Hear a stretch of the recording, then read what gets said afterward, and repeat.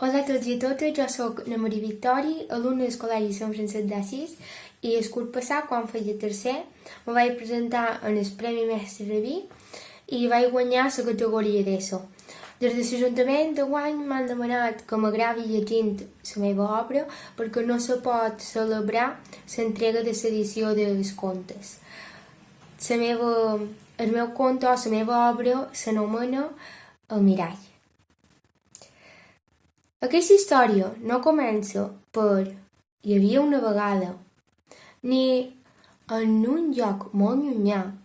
Tan sols comença en una simple habitació d'una nena de 14 anys anomenada Maria. La Maria era una nena que li encantava estar amb les seves amigues a l'institut. Per això no li agradava gens arribar a casa i trobar-se amb el que sempre es trobava. Cada dia, quan arribava de l'institut, anava dret a la cuina, agafava el berenar que li havia preparat la seva mare, anava a la seva habitació i esperava.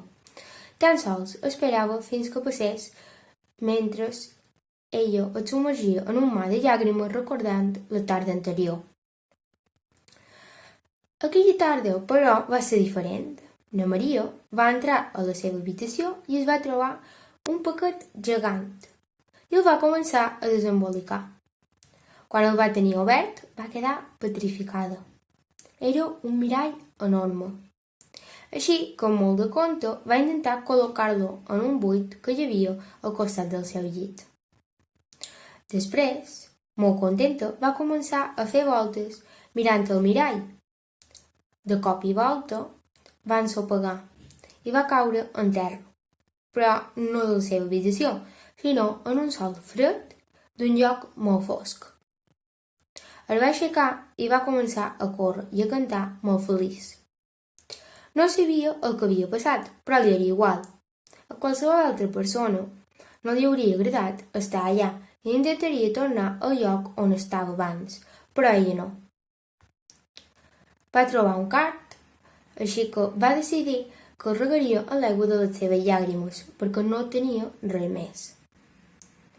A mesura que passaven les hores, el lloc es tornava clar i càlid. D'aquella manera, li agradava més el seu cart i a poc va anar creixent. No va saber per què, però es va demanar per què perdia el temps regant-lo encara que fos l'única cosa que hi havia allà. Així que va anar a cercar alguna cosa per jugar, però no va trobar res. Va tornar al costat del seu cart que s'havia convertit en una margalida. La margalida que es va trobar era mig blanca i mig negra, amb el pístil daurat. La Maria va decidir jugar sola i no fer malbé a la flor. Botava, reia, i quan es va adonar, la seva flor era tota blanca. Es va posar molt contenta i de sobte la flor es va desprendre del sol, es va posar a brillar i es va dirigir directament al cor de la noia. Ella va notar alguna cosa que mai havia sentit: seguretat i fortalesa. Quan es va adonar, tornava a estar a la seva habitació. Es va trobar amb el que més es temia, els crits de la seva mare. Per primera vegada estava segura d'ella mateixa i va anar a fer front a la situació. Va sortir de la seva habitació i se'l va trobar allà. Es va interposar entre ell i la seva mare, el va mirar fixament i li va dir: «Ja n'hi ha prou, pare». La mare no té el valor de fer-ho, però jo sí. La mare no es mereix això. Arribes a casa i discutiu per qualsevol ximpleria. I ella sempre calla. Mai et diu res. Ja n'hi ha prou de fer-li el que li fas. No es mereix que li peguis. No es mereix que l'estampis contra la paret i no es mereix que algú la tracti així. Maria, fuig d'aquí!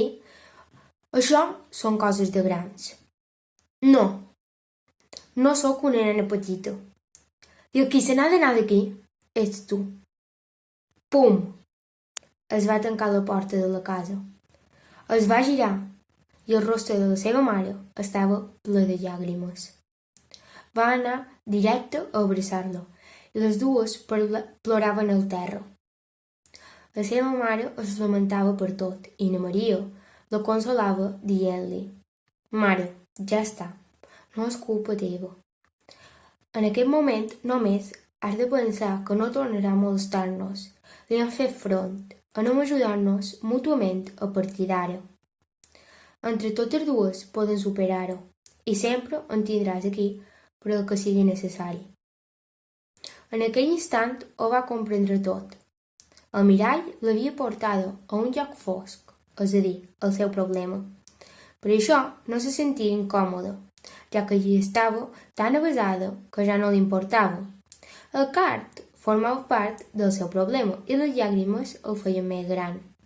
És a dir, dedicar temps a lamentar-se sense cercar una solució feia més gran el seu problema. En deixar de pensar en el card, aquest es va convertir en una cosa bonica. Per tant, en deixar de pensar en el seu problema, va trobar la solució, i quan la Margalida es va tornar completament blanca, va ser perquè en aquell instant va decidir fer front al problema. Només necessitava aquella empenta. El mirall li va fer entendre tot de manera inconscient. Ara ho veia amb més claredat. El va aixecar de cop del sol i li va dir a la seva mare: «Mare, ara torno. He de mirar una cosa». Sense pensar-ho, va anar a la seva habitació i va mirar el mirall, de dalt a baix, i no va saber per què, però el seu instint li deia que el girés, així que ho va fer. En un cantó del marc, el mirall va trobar un paper amb una lletra daurada molt bonica.